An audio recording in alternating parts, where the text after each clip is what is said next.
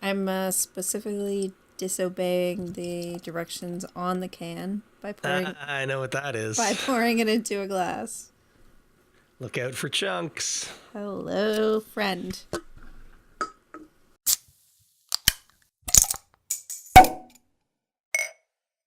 Welcome to the Toronto Beer Podcast with me, Chris Schreier, and my good friend, Miss Mandy. I always almost say Moore. I don't know why. I do know Wishful, why, but I wishful don't know why thinking, it only happens with maybe. you. I think I've said this before too. Your name is not Mandy Moore. It's Mandy Murphy. How you doing tonight, Mandy, not Moore? I'm great, Chris. Thanks. How are you doing? I'm doing pretty good. Pretty good. A little chaotic, and yeah, just trying to settle my mind down for a nice chat about beer. Actually, well, I don't want to show our hand. It might not be a nice chat, but it's going to be fun talking to you about what we're going to talk about tonight. Yeah, I think so too. I actually have a curveball topic for you as well if we have time for it. Whoa, that's cool. And I have a topic that's not going to happen tonight, but I think it's something that we're going to need to touch on coming up. And it might end up figuring into the conversation somehow tonight. But I think as a topic, it'll be for a later episode. But before we get to the juicy, good details of tonight's podcast, let's talk about what's imminently important, which is what was that you just opened? And the clues are all there on the table. Oh, beer fan of Ontario. If you are a follower of what's in the States, Mandy just opened a can and defiantly poured it into a glass. Was not going to drink it from a can. Mandy, what are you drinking? Well, speaking of juicy, yeah, I was given a can of Heady Topper from Vermont, from our friends at the Alchemist, Yep. for my birthday, and some time has passed, so I don't want to leave it sitting around too long. And I've been hoping to drink it during a podcast, so poured it into a glass, as you said, defiantly. Looks pretty cloudy, As it should. as it should, but it tastes great. I have only had Heady Topper once, and it was in your basement with Mark. Ages ago, like light years, it feels like. Yep. I was looking through some photos. I can't remember why, but anyway, I was digging through. I've got like literally hundreds of gigabytes of photos on my computer, and was digging through and found some photos from the Brewmance vintage, including the old left field chalkboard with what was on tap out of the draft fridge that day. And it was around then we were drinking some Heady that you guys got in Vermont yourselves, I believe. We did, yeah. This can I'm drinking right now. I'm trying to find a date on it. I can't. It was purchased over the Christmas holidays, so pretty fresh and pretty new. It But does not sit at the brewery long. no, and actually this was hidden and tucked away in a place that no one would ever be able to find it. Otherwise, it'd be long gone. You can't leave this kind of stuff sitting around. That's for sure. Yeah, I can't find a date on it, but I know it's pretty fresh. And it, what I mean to say is that it just really lives up to the memory. Because sometimes with a beer, you can have a really fond memory of it that might be tied to your experience having the beer, and actually less so about the beer itself. You maybe have you have a better memory of that beer because of the overall atmosphere or situation, and it makes you think fondly of that beer. You thought it probably tasted great, but you really don't remember the taste all that much. This is not one of those instances. This really tastes awesome. That's fantastic. Love it. I want to, as an aside, say I got into a little conversation, a good conversation, with Eric over on the Toronto GTA Brews. It's a homebrewing page on Facebook. And Eric and I actually live near to each other and shop at the same Loblaws. And we were both just reveling in the joy of the freshness of some of the beers we're pulling in at Loblaws. His go-to can of beer is the Headstock IPA from Nickelbrook. Mine, of course, as everybody knows who listens to this podcast, is Bone Shaker. And I'd mentioned, I don't think I've had a can of Bone Shaker from the Loblaws at VP and Gerard that's older than 10 days old. Holy smokes. Really? I know. Yeah. Wow, that's impressive. I know. It's super, super fresh. It's great. The beer I'm drinking, a little bit less fresh. Going to take a look here and see if we got a date. Kind of hard to say. Might be on the bottle somewhere. But anyway, picked this up when I was down in Buffalo. I guess that was last week, 2 weeks ago. But it is a Ballast Point Habanero Sculpin. So this one is new to me. I've never had the Habanero Sculpin. But India Pale Ale with habanero peppers added. It notes heat may vary. And I am about to have my first, sniff and then sip. I mean, it smells like Sculpin. Don't really get too much pepper on the nose. Maybe a little, but that could also be just the suggestibility of my brain. But here we go. Holy shit, that's pretty hot. Okay, I want to do a little experiment. Woohoo! Rate the level of heat for you personally on the beer now, and then as you approach the bottom of the glass, I'm assuming you've poured it into a glass, yes? I did, yeah. As you approach the bottom of the glass, let's check in again, and I want you to rate the level of heat, because I have a theory about heat in beverages. Okay, I will do that. I'm also going to do something here, I think. Eric, are you there? Yes. Hey, come here for a minute. You're going to be on the podcast. I got something that'll clear your nose out. Okay. You have to lean into the mic and have a sip of this. Don't look at the label. This is my wife, Erica, everyone. Mm-hmm. Mm-hmm.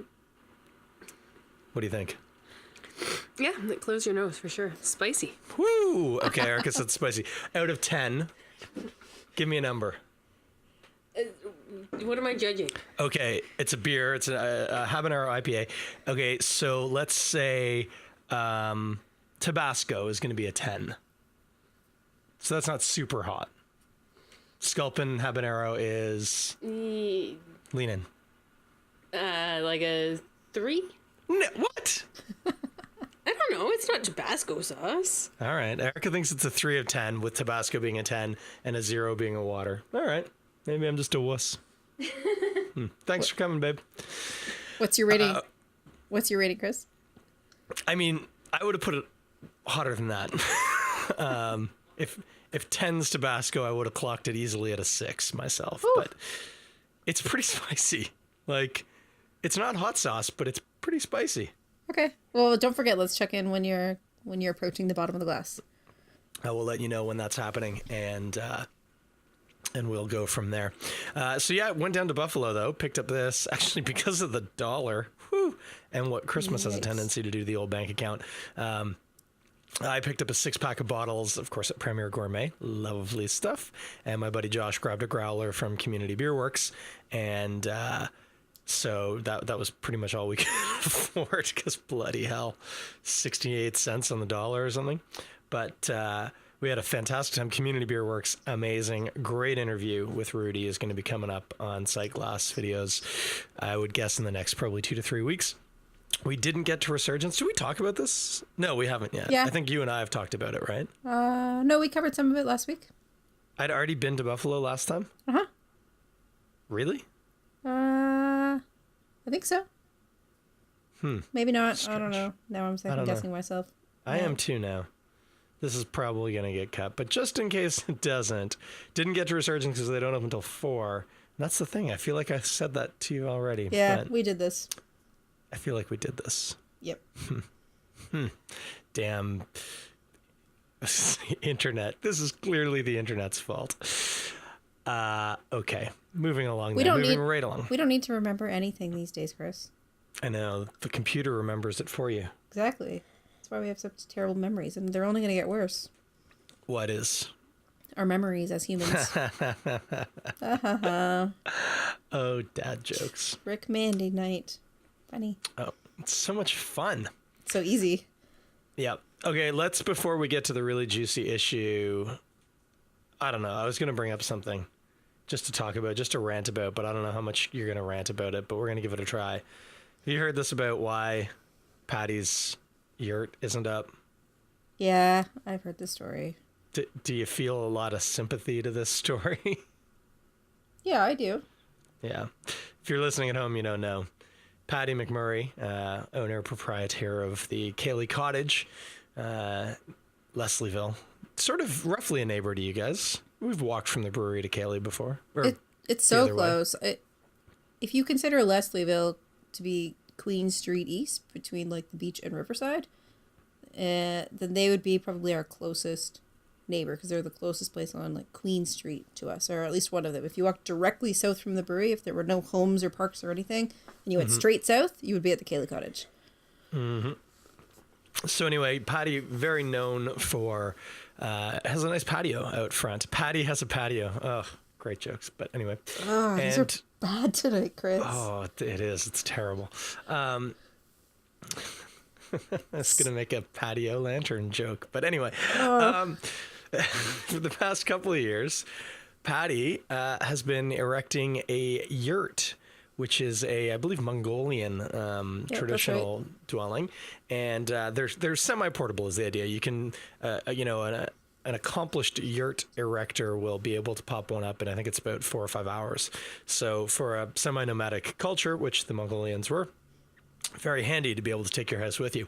The beautiful thing with Paddy's is they're known to be quite warm, and they have normally a fireplace in the middle, has had a nice wood burning stove.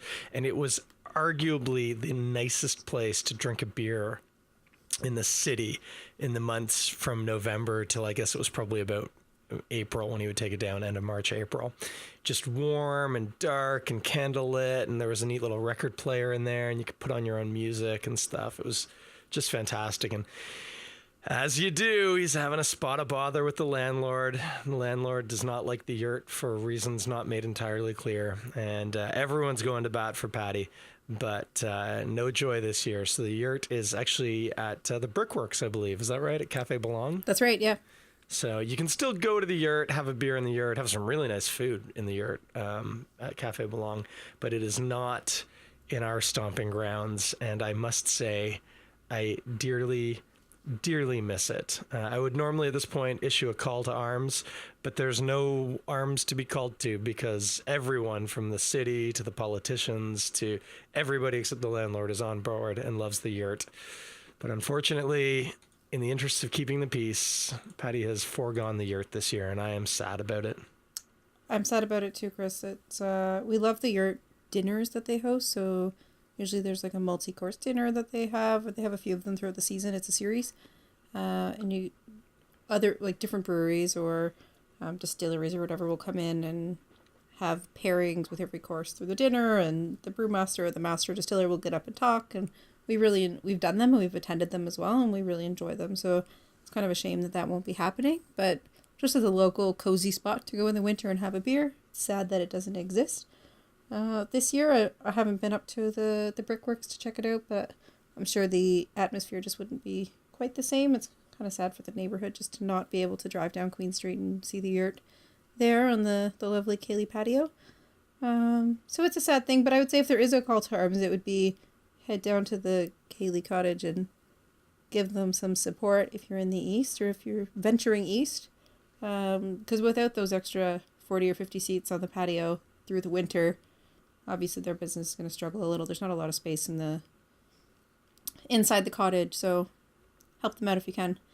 We were down there with a pretty large group on Saturday night. It was a lot of fun. That is a totally good and accurate call to arms. You're absolutely right. Love the Cayley Cottage. It's just fantastic. Let's get to this. I just saw a tweet pop up on Twitter here. It's gold. It's from our friend Robin LeBlanc. I don't know if you that A, but anyway, says, so I guess the Brewery District folks have learned that sounds cool, let's talk more, doesn't mean I am so in, use my name in everything. Do you want to intro this? I actually like her more subtle tweet from earlier in the day, Chris. Hey guys, I'm starting a Beer Writers Association, and including most of you on the release is on. Including most of you on the release that it's on. It's going out in 5 minutes. I'm going to let you intro it and I'll jump in with some opinions. I just feel like I would probably mess it up. Great articles. Started in Mom and Hops, I think yesterday. Blog TO picked it up today. Surprised it isn't on the evening news at this point. The official headline, it's got the word official right in it. I wish I'd known that before I used the word. Official Toronto Brewery District in the works. Blog TO, Toronto might get a brewery district. Beer lovers rejoice. It's actually right there in the first sentence. The efforts of 13 local breweries and one city councilor, Toronto, could be getting a brewery district. And basically what they're saying is somebody has kind of pulled together with Anna Bailau, who is the councilor for, does it say? I don't know. Anyway, the area in sort of Junction-y, Parkdale-y area. And they want to declare this a brewery district. The idea being taken from the Niagara and Napa wine counties type thing, where it's sort of a touristic draw, that it's a, mapped out, sort of easy to access center for, in this case, brewing is the idea. The brewery district would be more or less from Queen Street, Parkdale area up to the north part of the junction, because apparently, at least according to the press release, Reinhardt is in on that. I think they would be the furthest north, kind of ranging in that area, High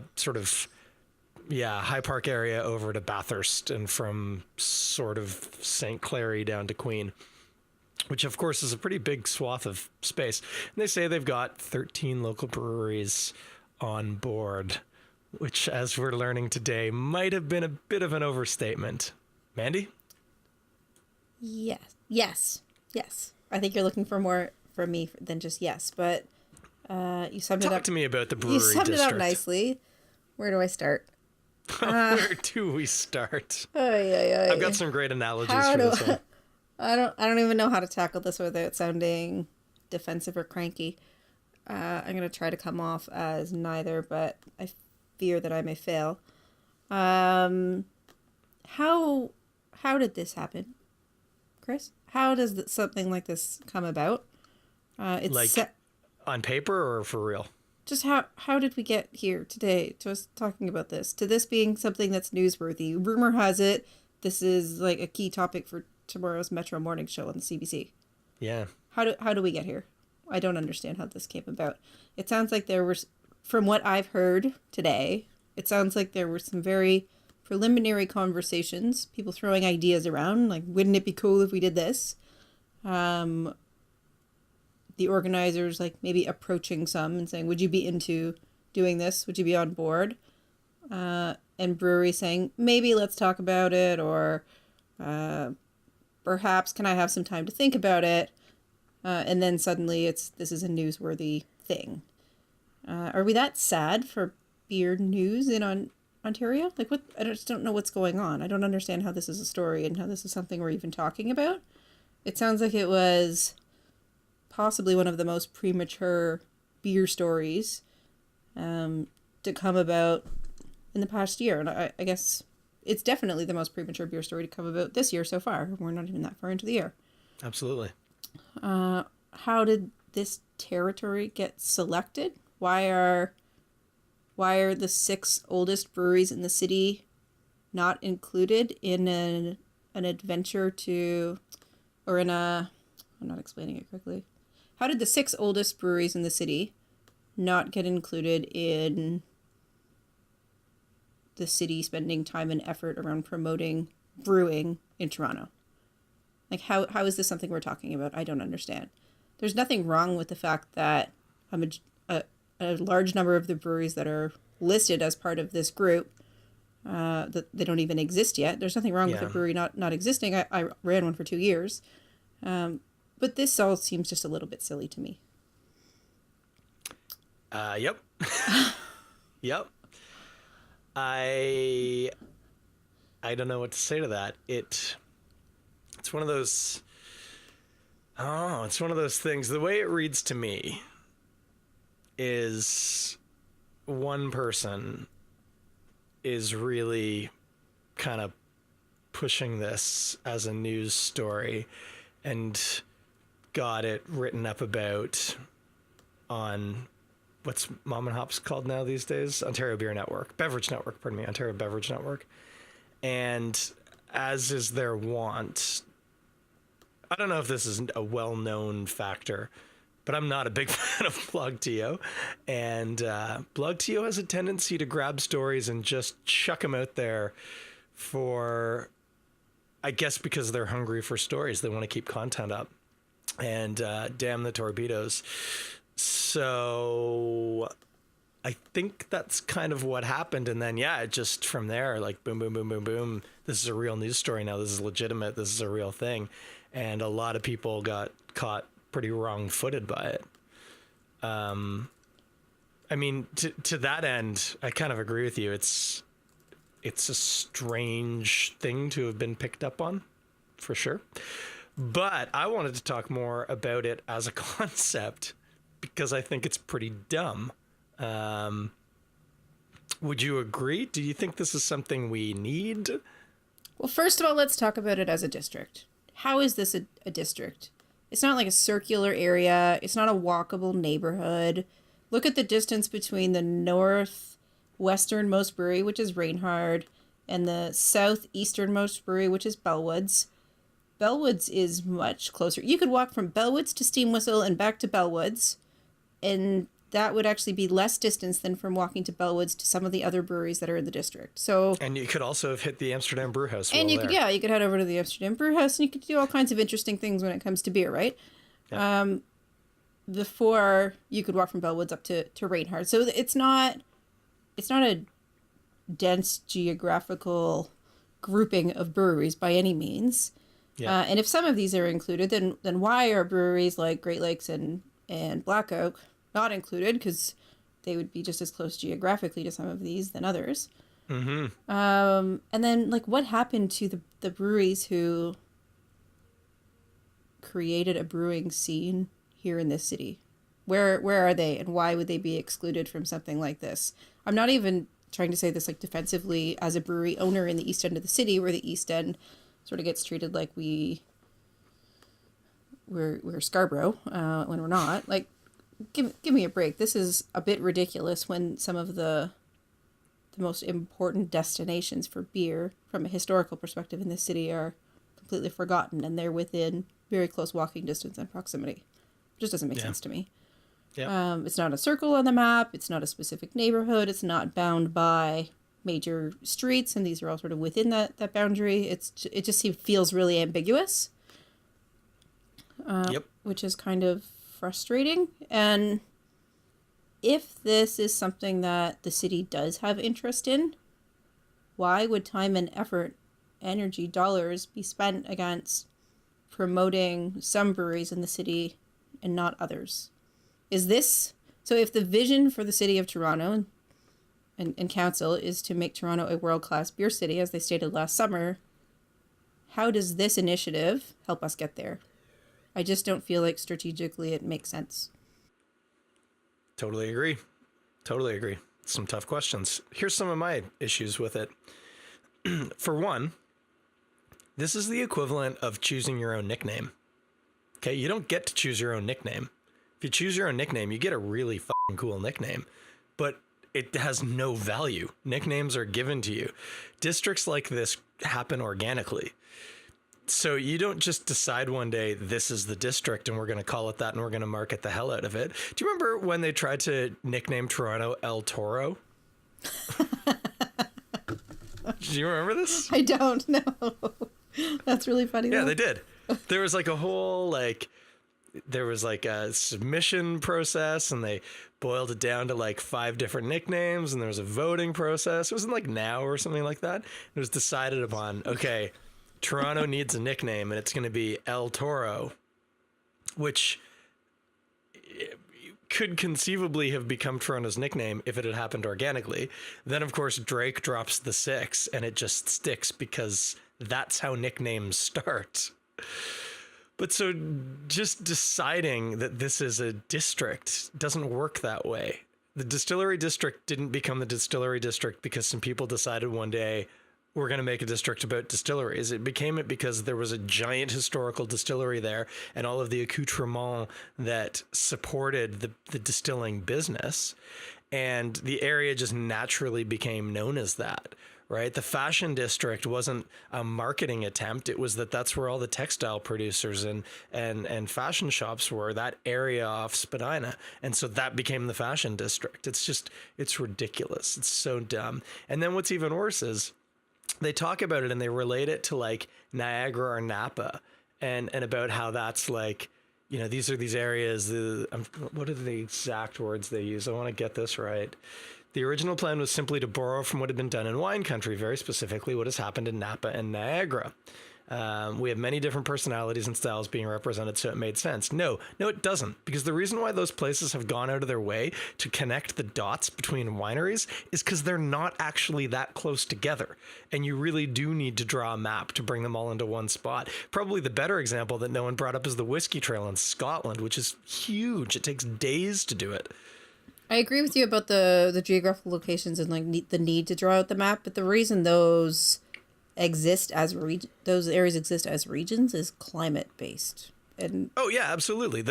Again, very literally organically done. Now, in wineries, because they almost always have their own associated vineyards, they by nature are far apart because they have these giant vineyards between them. But still, the point is they're drawing this comparison to like what they've done in Napa and Niagara and ignoring the Whiskey Trail, the famous Whiskey Trail in Scotland. But they're not reproducing it at all. As noted, okay, yeah, it's not a walk from Bellwoods to Reinhard, but this is still just a tiny piece of a city that's highly travelable.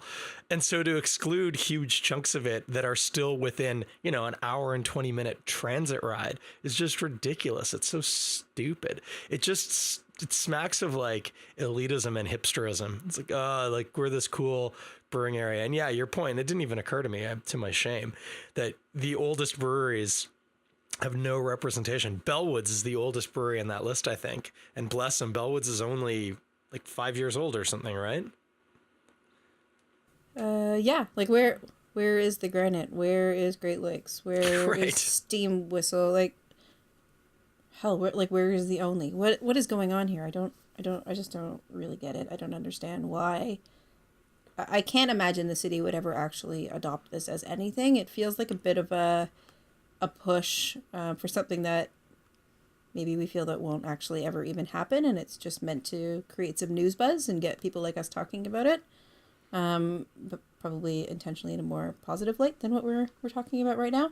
And I mean no harm to the folks who came up with this, but it doesn't feel like the right thing to do for the city of Toronto when there are so many opportunities on the table for us to really turn Toronto into a great beer city. There's just no point in excluding breweries or areas or regions. Like, let's make an ale trail, some kind of a beer map for the city, and foster the idea of tours and traveling from brewery to brewery to brewery. And maybe it makes sense to have suggested routes like the breweries that are accessible along the Bloor Danforth line, or the breweries that are accessible along the Young University Spadina line, or these are the ones that are really accessible by walking trails that exist in the city, or these are the ones that are accessible by cycling trails in the city. But I just don't understand how these are grouped together and others are excluded from the bunch. It feels very ambiguous. Yeah, I mean, I don't really love this whole thing from the get-go. I think it's a bit of a ridiculous... It's contrived, is what it comes down to. I feel like this is very contrived. And as you've noted, it just seems so unhealthy for the overall scene and so unnecessary. We already have so many good ways for people to connect to beer in the city. Doing this just seems like not quite redundant, but unnecessary. I find it very unnecessary and frustrating. I'm frustrated because of this.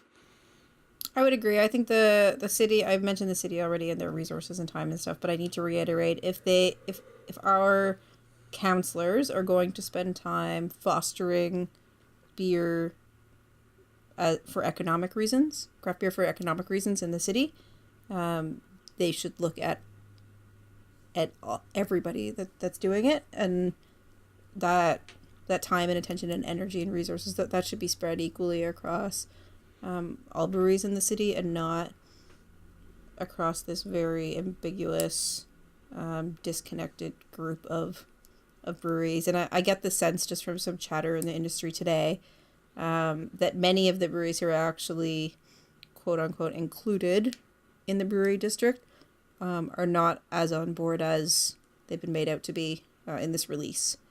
And I know there's some tension there, at least with a particular few. Some are requesting to not be named as being included, even though they have been in the launch. So it'll be interesting to see it play out. Hopefully it doesn't get too much more focus or time or attention, and we can really get back to what needs to be done.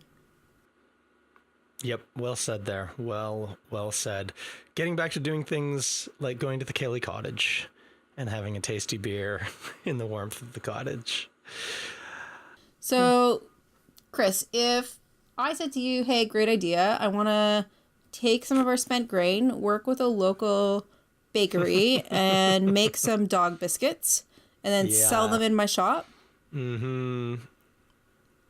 You'd be like, okay, that's a cool idea. I'm sure all the local neighborhood dogs that come by would enjoy those, right? Can't do that, Mandy. It's against the law. Yeah, really. Against the law. It's nuts, right? What if I wanted to partner with the cheese shop around the corner and what and have them come in and sell some Ontario traditionally made cheeses, like really high quality artisanal products, all made right here in Ontario. Mm-hmm. Maybe they use your beer to wash the rinds on some of them, even. Yeah.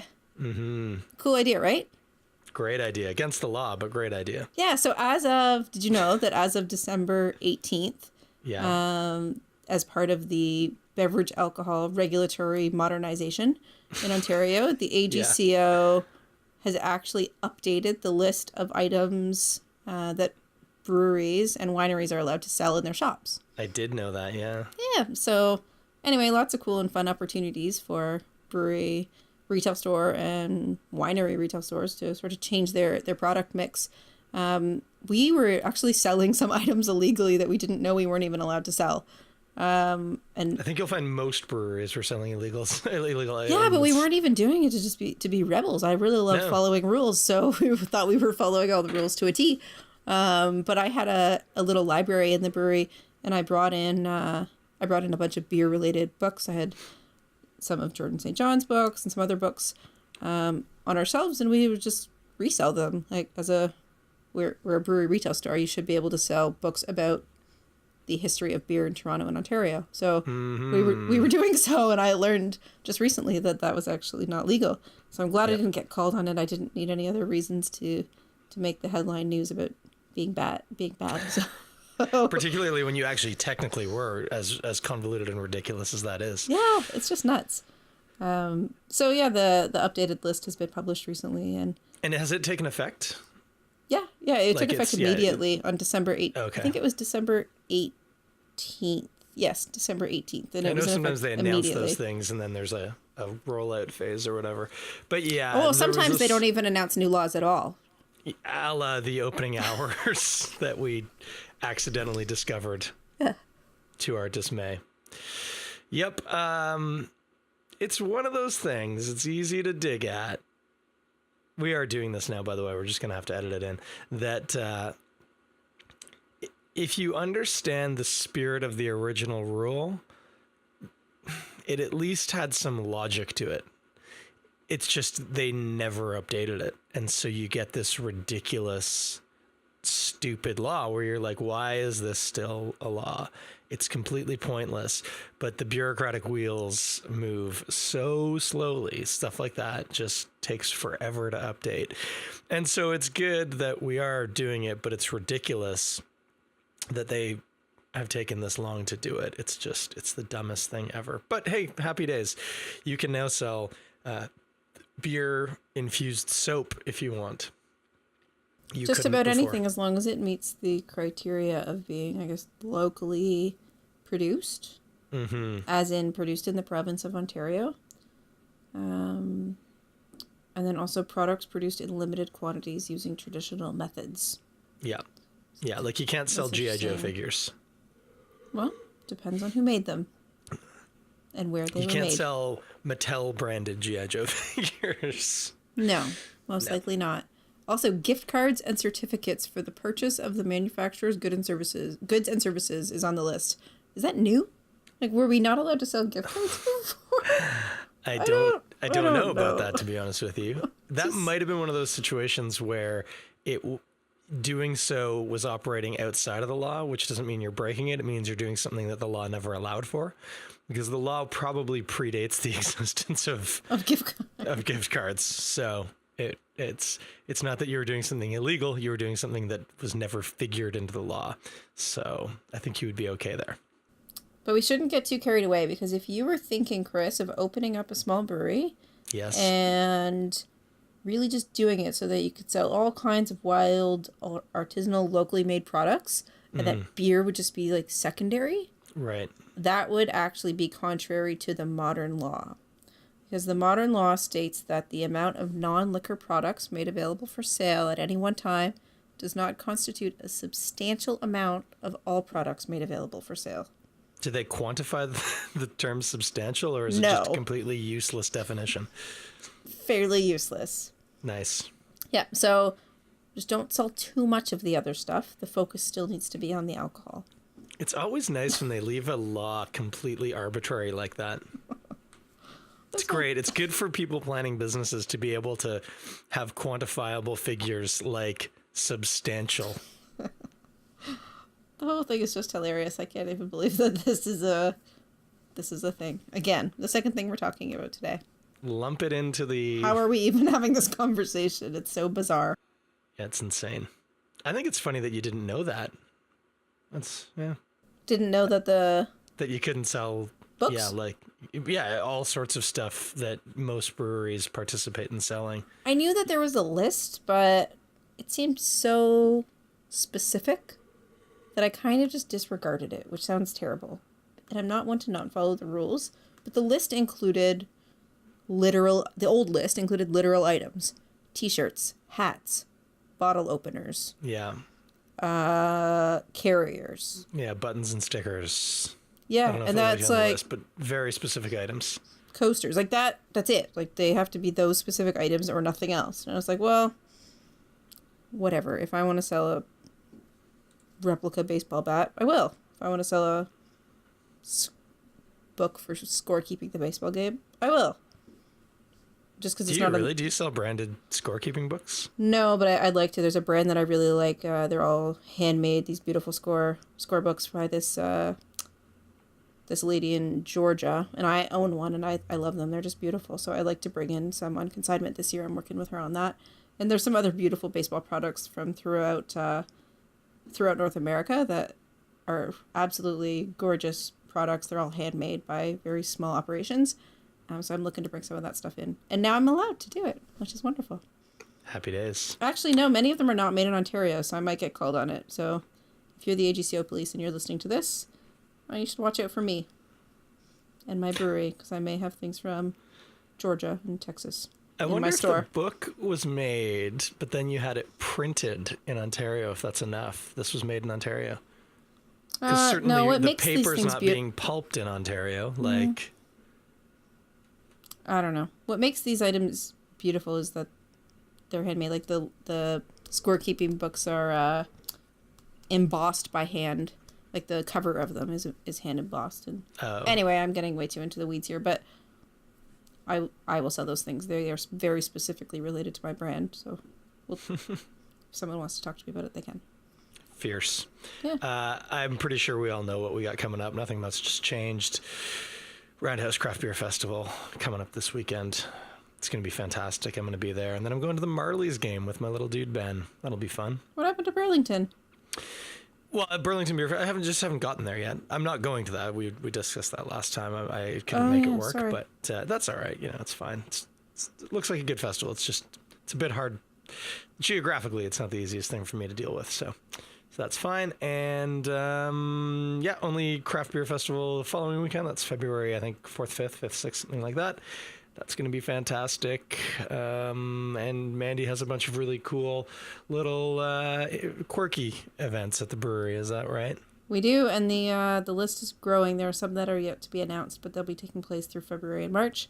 We have all kinds of stuff on the radar, including a celebration around some special anniversaries of ours. So nice. Have a new beer coming, and actually a couple new beers coming, and some events relating to that. So looking forward to it. Cool. I got 2 style-related videos in post right now, working them up. Recording at Rainhard tomorrow. Excited about that. Very nice. And I'm actually looking. We're going to at the end of February. We're going down to Florida, to Naples, and there's 2 breweries right in Naples. I'm going to try and line up some interviews with them and do a couple of American breweries, which would be, well, I've already done one. I've done Community Beer Works, but do some out of Florida and just really cast that net wide. So pretty excited about all that. That's awesome. Can you share the names of any of the breweries you're saying?